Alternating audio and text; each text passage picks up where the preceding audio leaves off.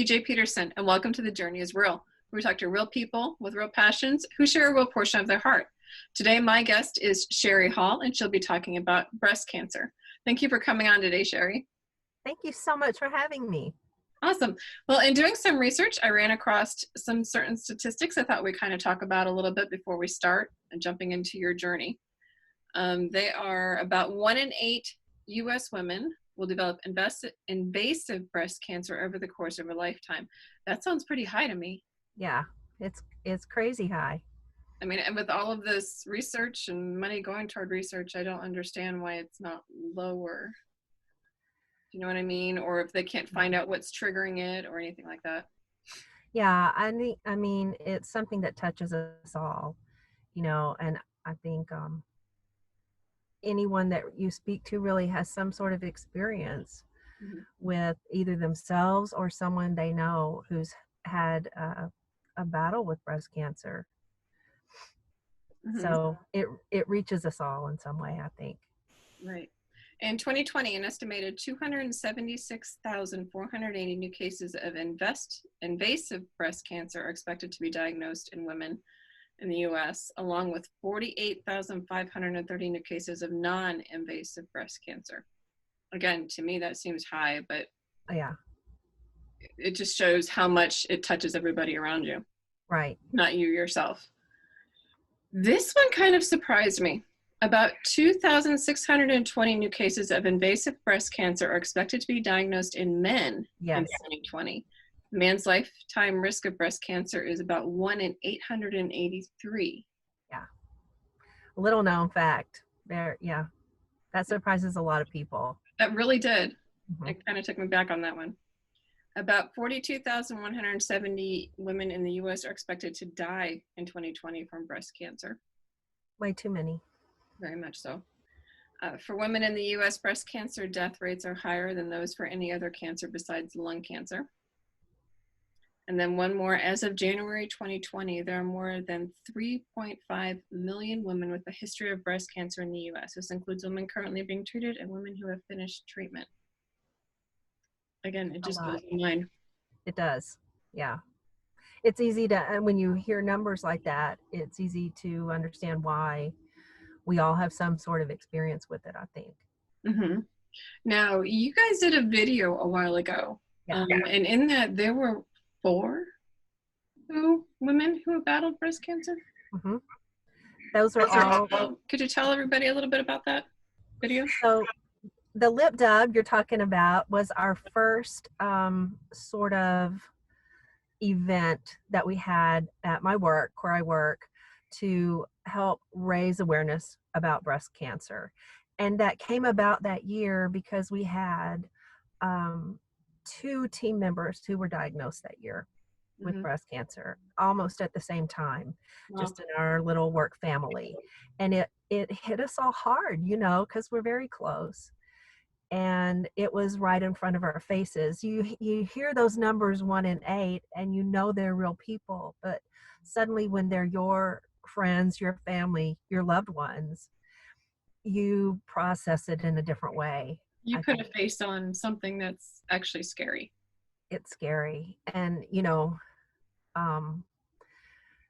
they were brave and awesome fighters and both doing great. But we started thinking about all of the people who previously have been diagnosed. And I think, like you said, there were 4 that year on our team. So our boss at the time asked us to come up with some sort of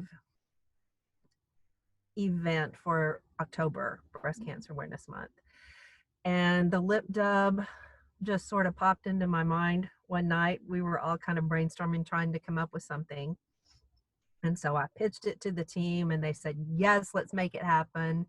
And it was so joyful. It was a lot of fun. And it looked it. It's on YouTube, y'all. I'll put the link in when I put the video up. I'll make sure that the link is on my website and with the video itself, and also with the podcast. Oh, good. Thank you. Yeah. We had a great time doing it, and it was really just meaningful and empowering. And we got a lot of reaction from all over the country. Mhm. And so every year since then, we've done something in October. It's sort of become a tradition. Now, is this where your journey in making this a passion of yours started, or was there a passion before this point? I think it became much more. That's a great question. I mean, it was always something I cared about, Mhm. but it became much more personal at that time Mhm. and much more focused. And then, we sort of, I don't know that we plan to continue every year doing something, but after that first year, as October started getting closer, we thought, hey, um, we need to mark this every year. So we've just continued it, and it's become um, something that's really important to all of us, I would say. Now, what things besides the lip dub have you done and Oh, let's see. We did carpool karaoke. That was great fun. We did a couple of things that were sort of a little bit low key. We had a net this year in our office in a common space, and we had a lot of pink ribbons, and we invited people to tie a ribbon on the net in honor or in remembrance of someone. And we sort of, watched that fill up, took pictures, and posted them all throughout the month of October. Mhm. Just a visual sort of picture of how far reaching breast cancer is. of those So, thousands of women and men yes. who have it as well? Now, can you share with us some? I mean, we know about those four women, but is there anything else that touches your life regarding your journey regarding breast cancer itself? Um, I think it's just something that, our survivors, as we call them, our survivors, Mhm. they really want to make sure that everyone takes care of themselves, does your self screening, gets your yearly mammogram, do the things that we know we can do for early detection. And so we are very proactive about that. Um, I personally have flunked several mammograms. I put it, I flunk them, go in and they, they, you get the call, something's not right, you got to come back in. And so far, it's all eventually all been okay, but it wakes you up when that happens. Um, and I remember one time that happened, I had gone back, I think for the third time, I had to go back because the second time wasn't good either. And they put me in this little room to wait for the doctor to look at my results and come back and tell me. And so I'm just sitting there. It was literally like a changing room size. And I'm sitting there in my little pink, you know, hospital gown and thinking, what's going to happen if it comes back bad? What do I do next? Who do I tell first? Mhm. How do I begin sort of gearing up for this battle that may be coming? And I was in tears before I knew it, just thinking about how much that can change your life. And not that I know that completely because I haven't been on that journey myself, but it really made me reflect about Mhm. what that might look like. Breast cancer is close to my heart as well. Trevor, my husband's mom, actually passed away when he was 18 months due to breast cancer. She found out she was Mm, pregnant at the same time she found out she had breast cancer. wow, So she had to make the choice of either going through treatment and losing Trevor or having Trevor and then going through treatment. And what a she chose choice. the second, and unfortunately, she didn't make it. Um, when people get breast cancer, they go through chemo, they go through radiation, they lose their hair, they lose their Right, fingernails, they lose their appetite, they lose body weight like nobody's business. And it knocks the tar out of their immune system. right. And people don't have a full understanding of everything that these men and women go through when they find out that they do have it. And I mean, we've read the statistics. Right. It's a scary, what's the word? It's a scary percentage that don't make it through. It's hard to get my head around sometimes, really.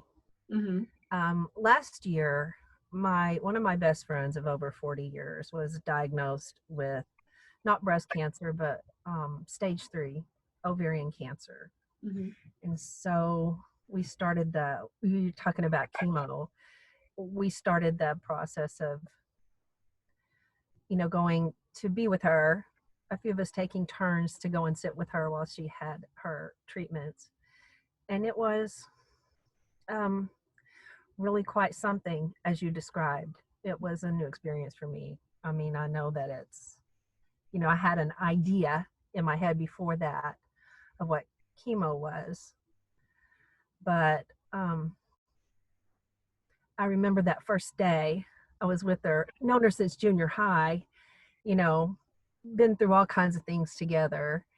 And so we were joking and spirits up, and we sat down in the infusion room, and they came and got her all hooked up and got ready to turn it on. And she looked at me, and I just grabbed her hand, and we both teared up. And I said, this wasn't part of the plan, but here we are.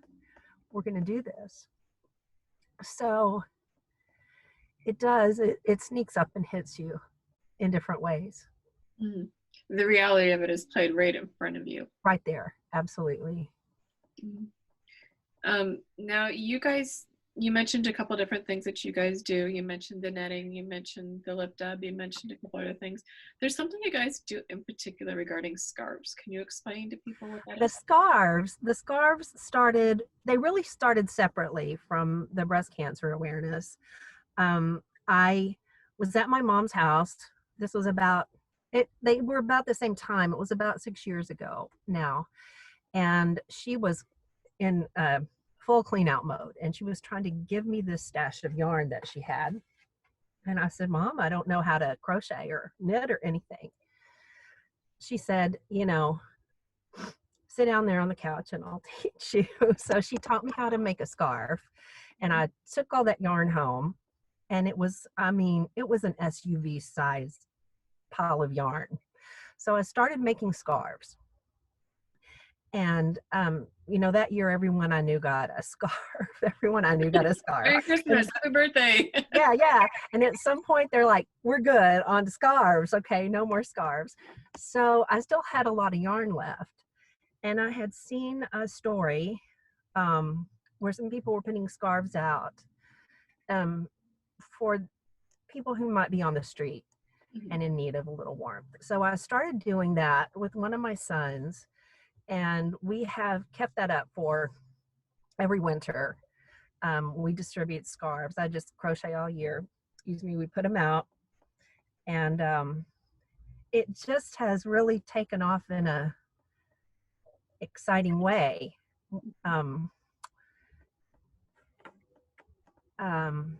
But they do intersect, because as I was sitting in the infusion room with my friend that I was just talking about, I was crocheting a lot of the time when I was there with her, and ended up giving some of the scarves out to other patients who were there. Mm-hmm. So next winter, one of the things that we plan to do is to take a basket up to the cancer center for patients to keep, and have a little physical warmth, as well as just a little warmth of human kindness, hopefully. Know that someone cares about them. Yeah, I mean, their bodies are going through enough, but the hospital is downright cold. Yeah, it's very cold. Like literally and physically. Yes. And so, or physically and metaphorically, I guess you could say. And so that just kind of provides them like a hug from you. And yeah, I think that's very cool. I hope so. For people who are looking for more information, I know on your website you had a bunch of different resources. Could you explain to people what resources are on your website and how to find you? Well, my website for my books is where I have everything housed. So it's at sherryhallwrights.com. Mhm. Could you please spell that for everybody? Sure. SHERRYHALLWRITES.com. Okay. And now you have a couple different books. One of them in particular has to do with a bracelet. yeah. Can you tell them? It's called the Charming Bracelet, and it's about a girl named Lexi. She's 16, and she has some issues in her life. Her mom left her and her younger brother with their grandparents, and she doesn't know where her mom is, and she gets in trouble at school a lot. She's got some teenage things going on that she's dealing with, and she finds an old-fashioned charm bracelet in the park and tracks down the owner who lost it, who's an older lady named Miss M. And when Lexi returns the bracelet, she asks Miss M if she would please tell her the stories of all the charms. And so she does. It's basically the story of Miss M's life, the charms. And the two become friends through that process, which helps Lexi to work through the issues that she's dealing with in her own life. So it's a sweet. Well, it's very clear that you have a heart for people.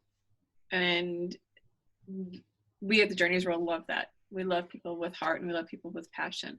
And like I said, it's very clear between the things that you guys do yearly in October for Breast Cancer Awareness Month, as well as the Scarves, even the books you write. And so we just wanted to thank you for coming on. We have a few minutes left. Is there anything you'd like to add? So it is not October right now, but I would just like to encourage everyone to do your monthly self-checks, get your yearly mammogram, do everything you can do to take care of yourself. That is the best way that you can honor people who have gone through this battle. So please do that for yourself. Awesome. Well, thank you very much. Like I said, we appreciate you coming on and sharing your heart. And we want to thank you guys for listening to The Journey is Real. We talk to real people with real passions who share a real portion of their heart. I'm CJ Peterson. Until next time.